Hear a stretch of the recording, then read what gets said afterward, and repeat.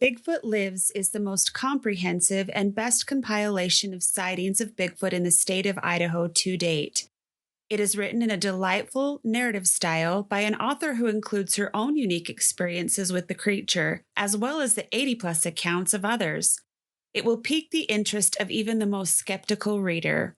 Join Destination Mystery as we conduct our interview with Becky Cook, author of the Bigfoot Lives series. And welcome to Season 2, Case File 24.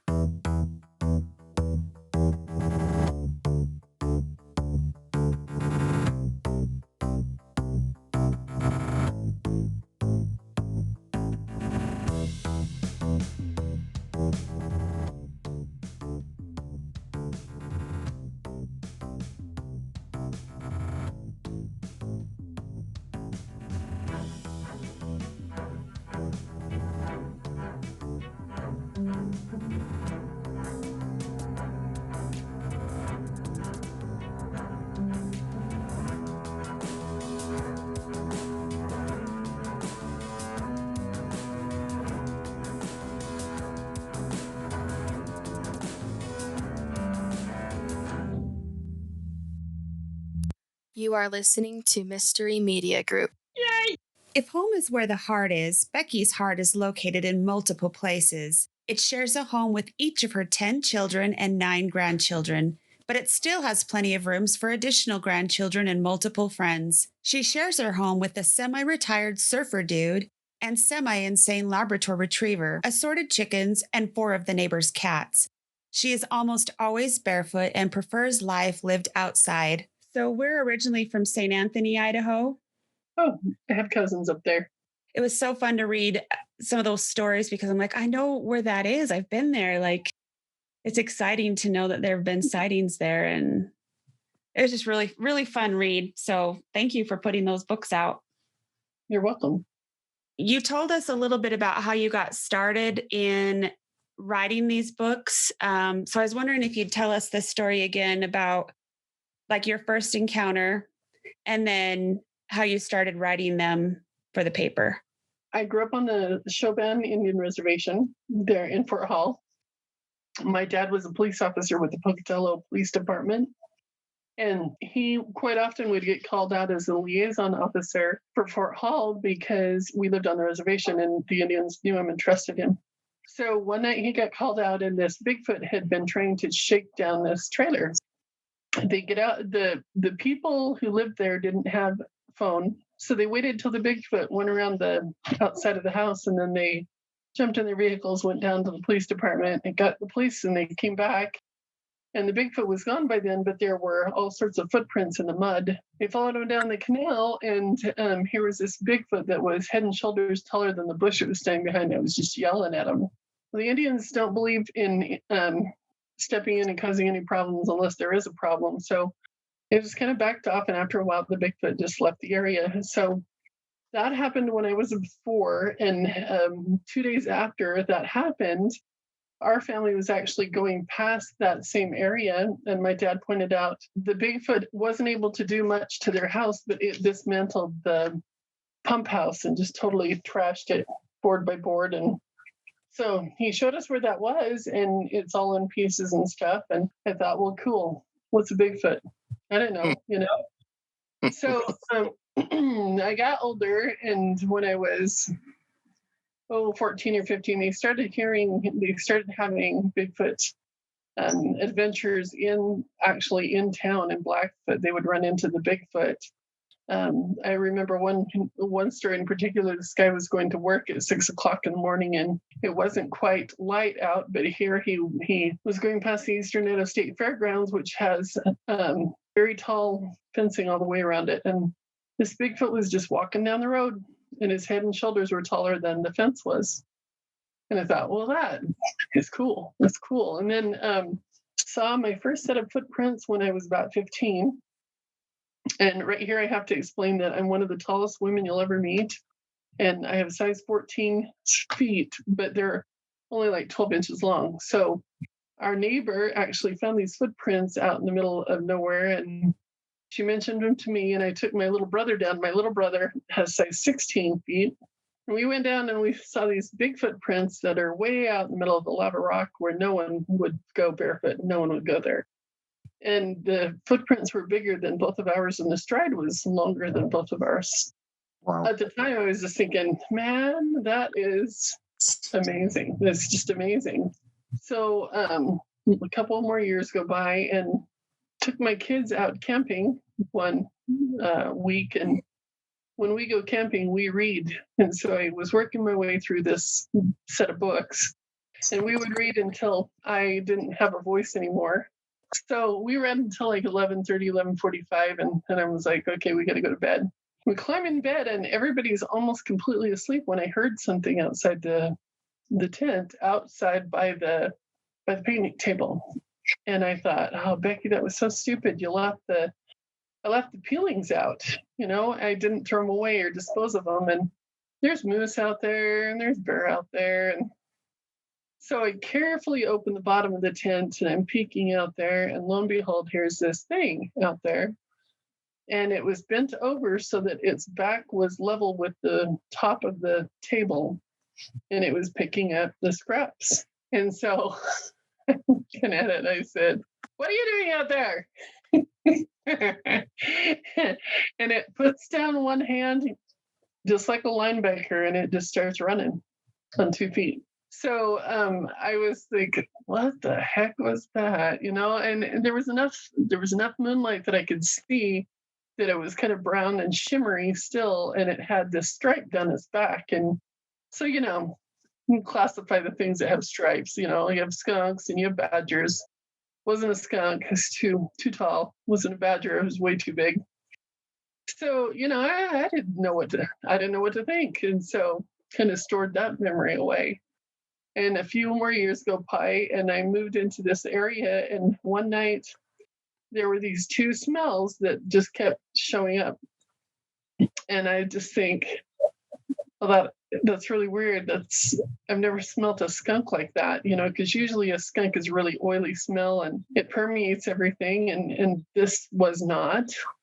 And so I got to thinking, wonder what else that is, and then just let it go. And we were flood irrigating, and my son comes running in, and he's like, "Mom, I got to show you something."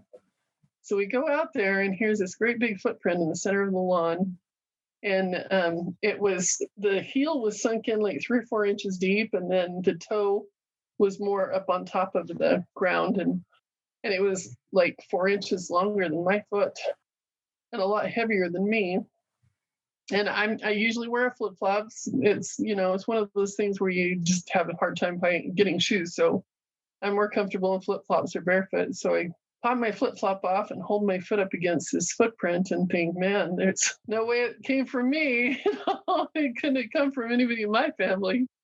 So I actually did take a picture of that, and I actually saw it in my computer the other day, and then I don't know what I did with it. Honestly, I'll find it again. I'll stick it in my file. But yeah, they found a whole bunch since then. And even after we found that one, and we kept finding a bunch across our lawn, and my kids would hear them speak to each other. We'd see them on the road.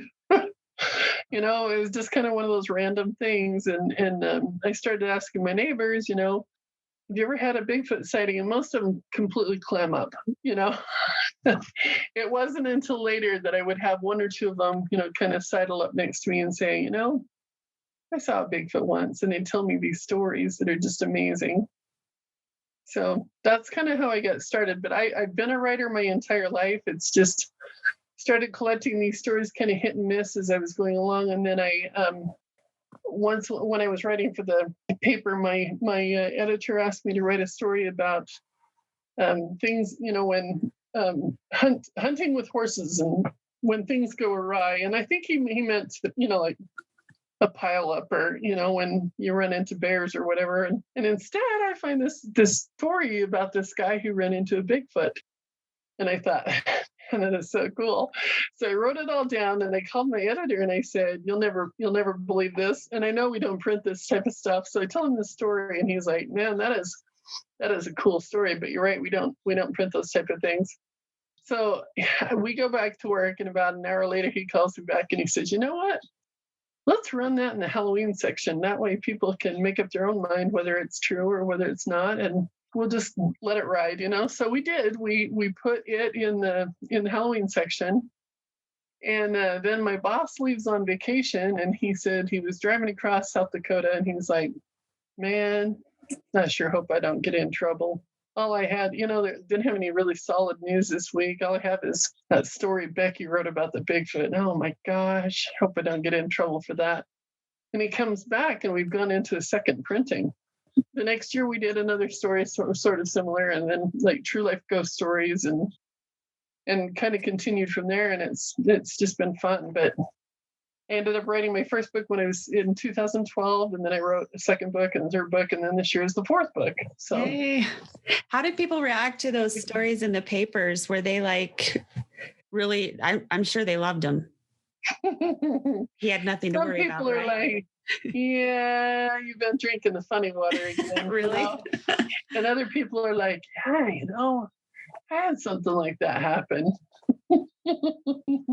I think they're fun, even if I don't quite believe them all the way, but I would totally go for that Bigfoot story in the paper. I wanted to ask Becky about the story while her and her kids were up in Palisades and those mounds they found. Yeah. Oh, yeah. Remember Actually, that story? it wasn't us that found the mounds, but they were actually up above Stanley by the Sawtooth Mountains. So that one was it wasn't Palisades? No, it was above. There's been a huge amount of sightings up by Palisades, but they haven't found any burial ground that I know of. We have found some like animal burial grounds that they think are like leftover residue from Bigfoot stuff. But the one you're talking about actually happened in the Sawtooth Mountains, and he's an old Boy Scout leader who told me that, and he's one of those guys who literally lived around the corner from me, and he told me some really amazing things that had happened just right, some of them right in town. But that particular one, he'd taken the kids up on a 15-mile hike, and they'd gone about half a week. So like he said, about 23 miles up in the mountains. And the kids were playing Steal the Flag, and they found these 5 great big, huge, long burial sites that were 10 feet long. And he said they were just mounded up like in old Westerns, but the vegetation had started growing back over the top of them. And the kids were starting to freak out, and they thought there was an ex murder, and they needed to pack up and go home. And he was the voice of reason, and he's like, no, think about this. You really think an ex murderer would kill somebody, clear the whoop down there, and carry their bodies up 24 miles into the mountains to bury them? I doubt it. And these have been here a while, so, yeah, that's kind of a cool story. I remember you saying something about the Indians claiming that they do bury their dead. The Bigfoot do. Since that last time you heard me speak, I heard one other story like that. When I've asked the Indians before, the ones that are right here close, they said that they've from time to time seen them put the body in the river and then put rocks on them to sink it down into the river. But I also interviewed a guy, about 4 months ago, and he said when he was younger, he saw a Bigfoot got hit by a car. And he said it was just a young Bigfoot. And he himself, he's 72 this year. And he said this happened when he was about 13 or 14. So these kids were drinking, and they were fooling around, and they came down the mountain too fast, turned this corner, and they hit this baby Bigfoot, and it killed it. So I said, so what happened? And he said, well, they went in and they got the village elders, the Indian elders, and they went out and they said a bunch of prayers over it, and they sang for it, made a burial site for it out there, and they buried it right near where the vehicle had hit it. He said that the elders were afraid that they would come under condemnation from the Bigfoot if they didn't take good care of this baby. So they buried it there, and it's in an area where white people aren't allowed. And I said, so have you seen the grave since? And he said, yeah, it's still there. Nobody disturbs it. I really like that story, actually, that they respected it and took care of it the way they should. Did your family, you and your kids, run into 2 adolescent Bigfoots? Or am I remembering this one wrong too? Up at Palisades. Maybe I got them mixed around. No, there was you know someone what I'm talking about? There was a lady and her son who ran into two down by, it's actually south of Twin Falls area. I have not been where she mentioned, but it's down there called Wallstrom Hollow, Wallstrom, I think. Anyway, they ran into two down there. We've seen them before, and the last time we saw three of them together. That might have been what you meant. Would you tell us that story real quick? Sure. So in 2012, I wrote the first book, The Bigfoot Lives in Idaho. And then in 2013, I hosted a Bigfoot conference, and I brought in three speakers, one of whom was from Oklahoma, one was from Washington, one was from Missouri. And the lady who's from Oklahoma, it doesn't matter where she's at, the Bigfoot usually come down to say hello to her. So we, in between the convention and when she had to go home, we took this picnic up and went into the mountains, and she brought her drum, and we were just sitting there, and we had eaten our picnic, and she was drumming and singing, and my kids were singing. We were singing with her. She was standing about, say, 25 feet to the west, and she was singing, and she looks back and she says, "There's one." And then just a couple of seconds later, she said, "There's two, and there's three." And the first one was closer to her. So the first one was closest to her. So it was only about 10 feet away from her, roughly 22 feet away from where we were. And it was really massive. And people were like, "Well, how big was it?" I couldn't see the whole thing. I could just see like 2/3 of the chest going across the chest, and one arm down to almost to its waist. And it was just big. It was big. It had just like a big barrel chest, like one of the gorillas you would see, like Mighty Joe Young, something like that. Big chest. And then the other two were straight up the hill from us, roughly 20 feet away, 25 feet away.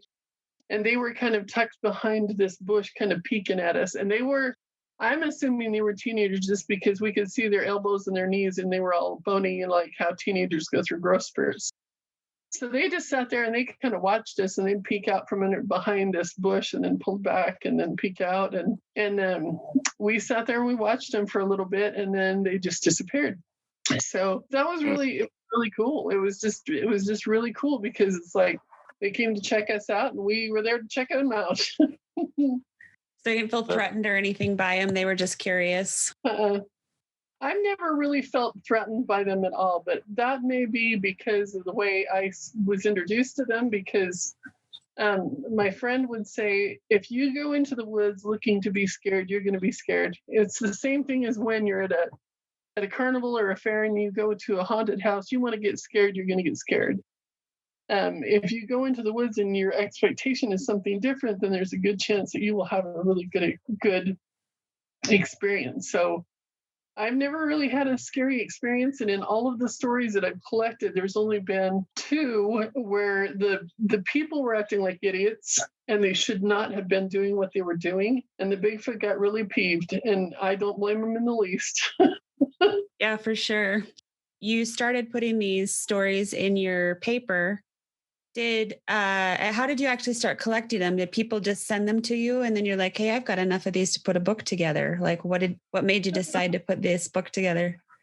So I kept finding these stories, and they were just fascinating to me. And because I'm a writer, I just wrote them all down.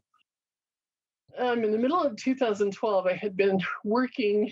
I'm a single mom at the time, a single mom, and I was working, and my job abruptly ended, and I just thought I didn't know what I was supposed to do to take care of my family. So I was saying my prayers that night, and I just asked Heavenly Father, "Hey, what am I supposed to do to take care of my family? Because I need to do something." And in the middle of the night, I had kind of this dream, and it showed me the cover of this book, the first book. And so I woke up the next morning thinking, cool, I get to write a book. Because that had always been a goal of mine. And my younger brother is an Eagle Scout, and then he trains Eagle Scouts, or he used to. And he used to just love to take me out to their campouts and stuff. And he'd say, "Hey, any of you guys heard some great Bigfoot stories? Becky's got some great ones." And he'd smack me in the ribs, and he's like, "Tell them." So he trot me out like this dog and pony show, and I would tell him these stories. And so I knew I was getting a good response from them, and so I started collecting them. And then the more I would ask people,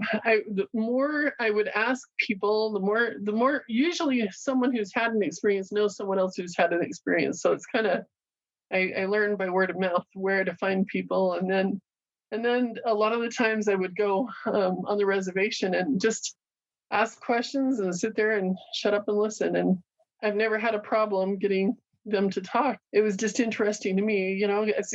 I was raised to respect everyone, no matter the color, no matter who they are, what they do with life.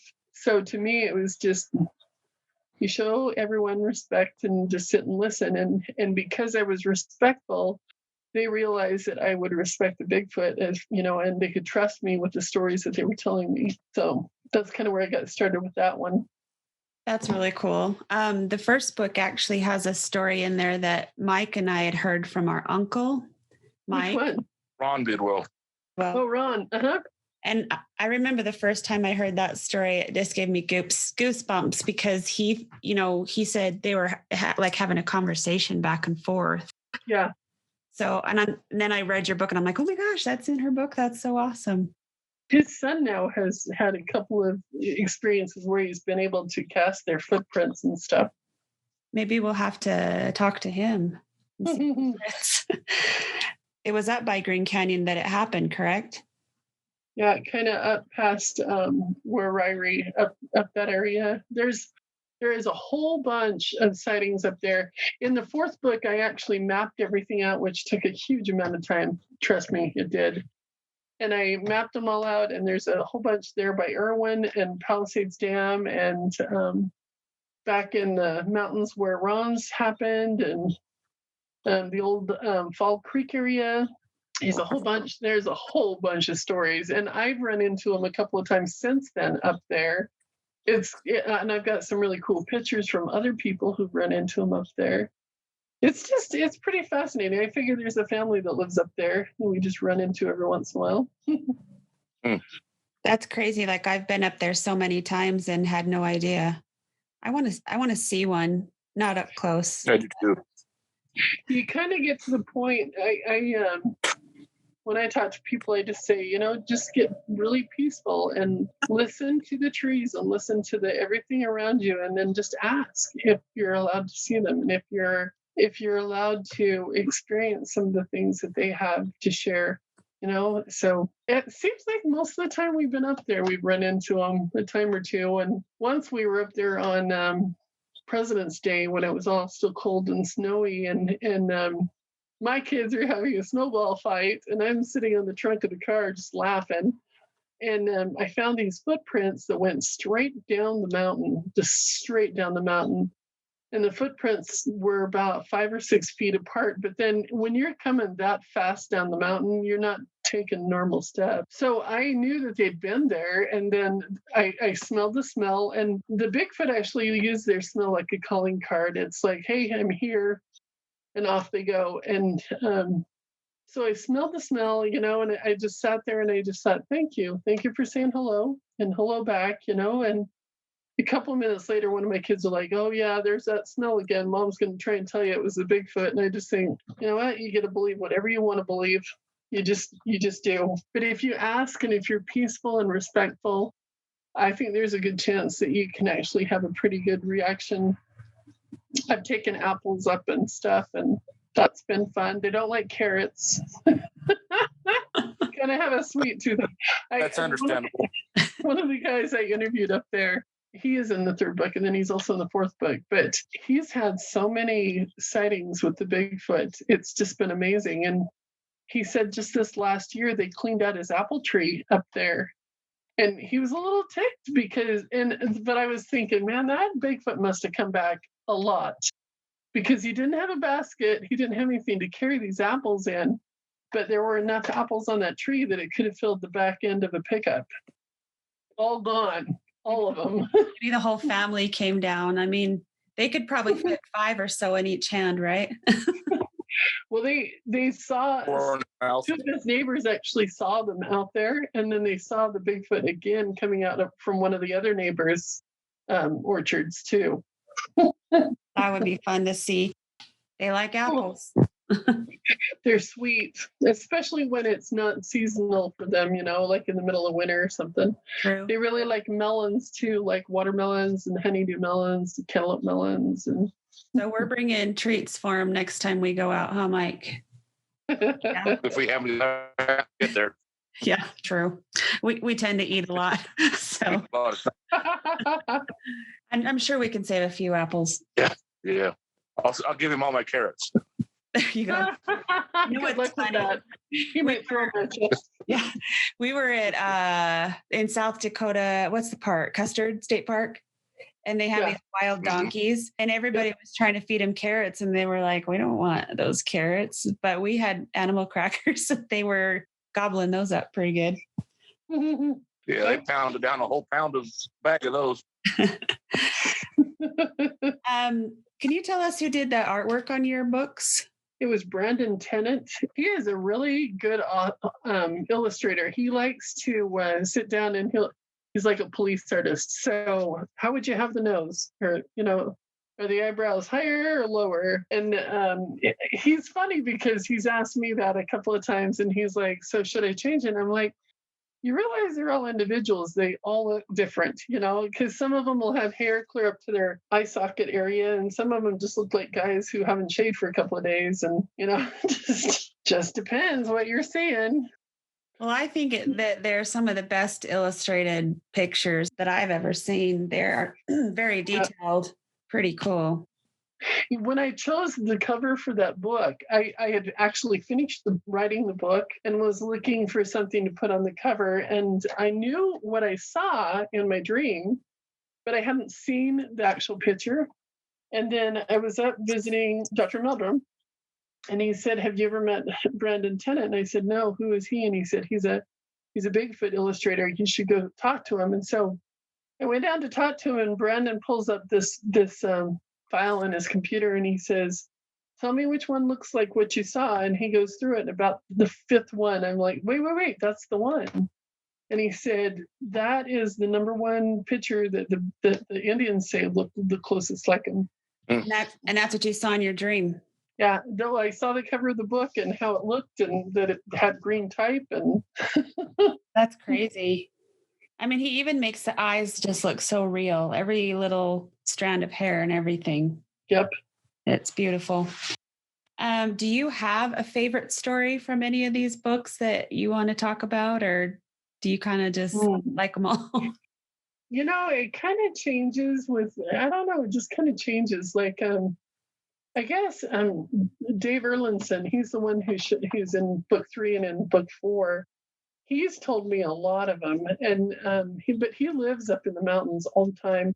In fact, Ron Bidwell told me that I should talk to him, but he's like, at the time, Dave didn't have a cell phone, and Ron's like, I have no idea how you're going to get hold of this guy because he's never home. He is literally never home. He's always out in the woods, but he has a cell phone now. Sometimes he doesn't, sometimes he's not in service, but he has seen the Bigfoot a lot of times. And one of these last times he said he was up with a buddy, and they were lining out some bear bait, and then just looking around to see where the trail, how the trails were laid out and stuff.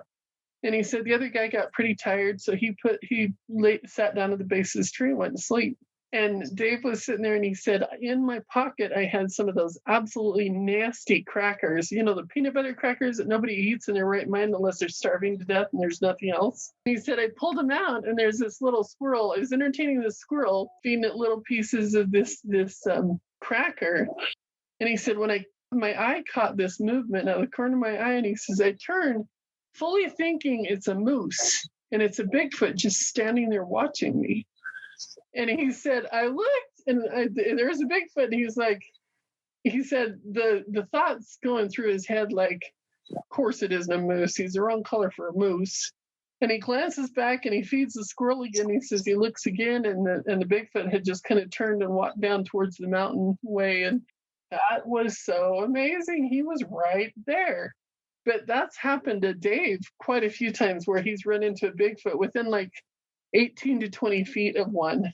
One of the times he saw one jump across the road just ahead of him. And anyway, just recently, since I put this last book together, he had a friend come up looking for the deadfall antlers, and he was hiking all over his place, and he found this huge pile of bones.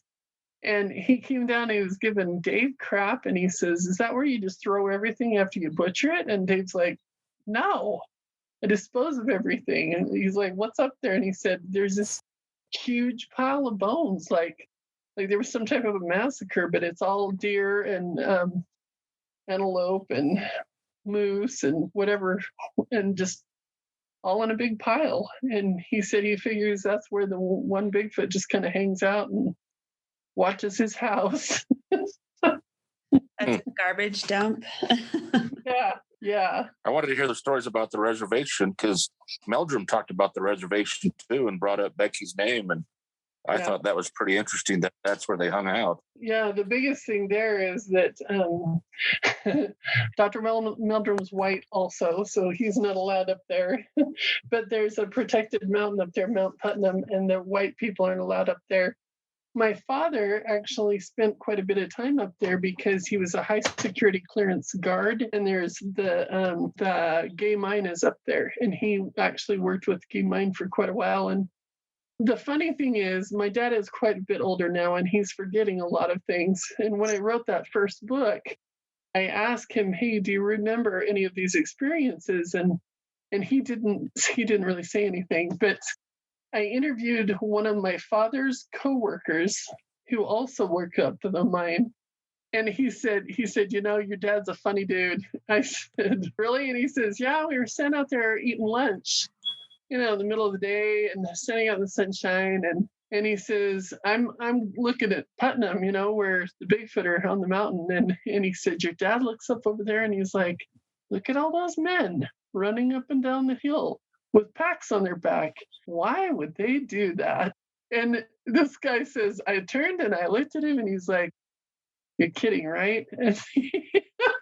And he says, "No, your dad was not kidding." But all he could see of the Bigfoot was, he said, it just looked like a guy in a brown suit with a backpack on his back running up and down the hill. That's crazy. I thought that was funny. So I can see why the Bigfoot like to hang out there because nobody's going to bother them. Yeah, there's some actual really cool places up there that one of the gals, well, in the first book, you read the story about the girl who found the place that looked like that was a cave that had the woven stuff over the front of it. Mm-hmm.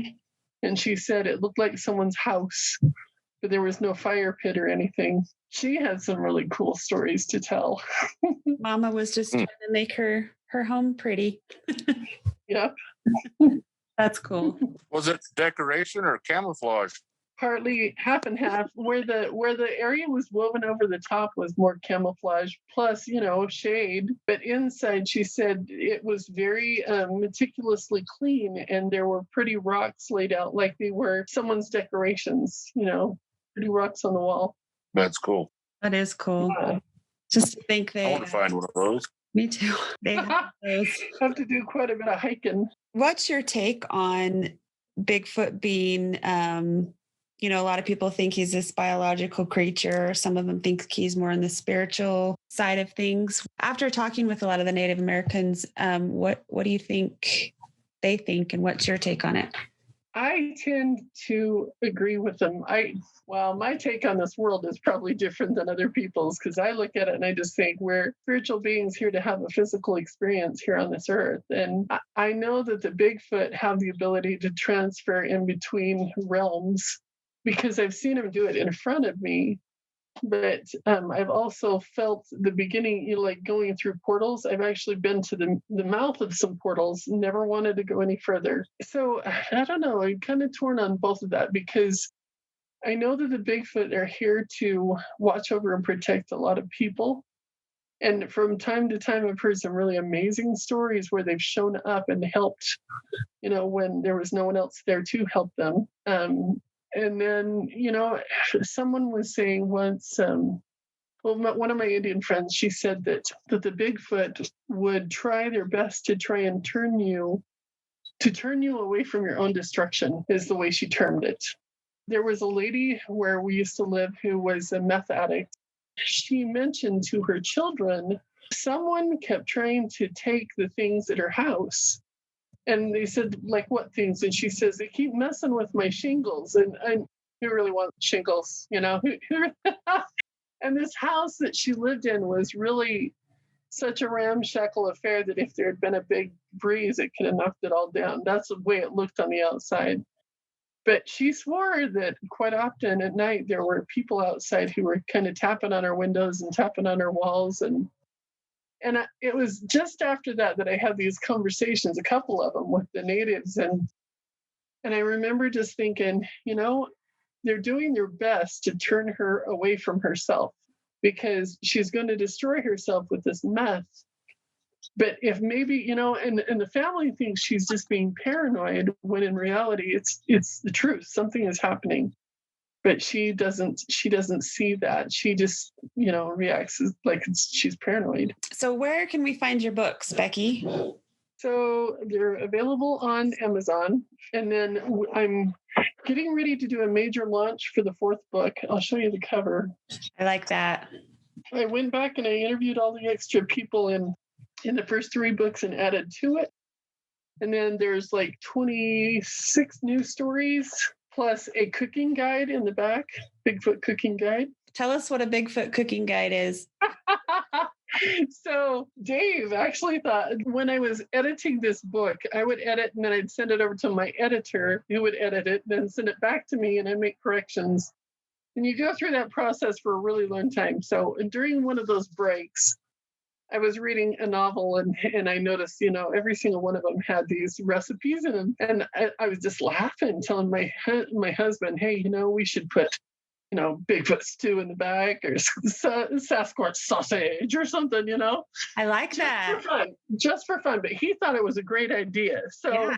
I reached out to Dave Erlandson because he lives outside all the time and he cooks outside all the time. Plus, he's been trained as a chef. And he's lived all over the world. He's cooked all sorts of things. And he came up with some of these awesome recipes that I put in the back of this book. So it's not like Sasquatch stew or whatever, but it tells you how to cook muskrat and how to cook any type of chicken you can cook in the wild and actually have the meat turned out tender and nice. There is a Sasquatch stew. There is a Sasquatch sausage. He tells you how to cook bear or mountain lion, how to cook beaver, and how to cook venison. And it's funny because Dave is just a kick in the pants to talk to in person. And I put a lot of his personality in the cooking section so you can actually hear his voice and just laugh. He's a funny guy. But it will keep you fed. If you go out and look for Bigfoot and you get stuck up in the mountains, you will not starve if you take the book with you. Now you know how to cook muskrat. Yeah. Yeah. That's funny. Anything else that you want to provide to our listeners? Now's your time to put your plug out there. The best way to find the books is on Amazon. My website is bigfootlives.com. I've got multiple speaking engagements, mostly in August this year, which are going to keep me busy and off the streets. And the dates are not in the calendar on my website yet, but they will be shortly. Good. Michael was going to ask about that, so we'll just have to keep checking back. Yeah, they have a Sasquatch convention, and then a couple other things. Is it local? The one in August? It's in Nampa. Okay. We've actually thought about I think we might be doing one that's really low key down in Burley, but really just seriously, just keep asking, come down and talk to us, come down. And I said, let's just if we do it, let's just do a really low key thing where people come and they can tell their own stories and just get some validation, basically. So that's kind of what we're aiming for, but we don't really know for sure. That's a good idea. Sure appreciate you joining us tonight. You're a lot of fun to talk to and listen to. Before we go, we'd like to share a trailer from our good friends at Tiny Terror Podcast. Why do creepypastas spread so easily? Is there really a secret society sourcing codebreakers on Reddit? What's the best way to monetize your local cryptid? Hi, I'm Sigra, host of Tiny Terror. Join me every Thursday as I attempt to answer these questions and more in bite-sized episodes you can fit into your morning commute. We'll sift through unsolved true crime cases, paranormal events, and any and all other things spine-chilling and mind-thrilling. Listen now on Apple, Spotify, or wherever else podcasts are found. See you there. If you enjoy our show, please like, subscribe, and leave a 5-star review. We will be introducing other Mystery Media Group guests in our upcoming episodes, along with weekly bonus material. If you'd like to see more pictures and evidence from our adventures, visit www.destination-mystery.com. You'll find a link to our blog, as well as a link for merch and contact information. Until next time, find your own destination. Solve the mystery. This is a production of Mystery Media Group. Yay!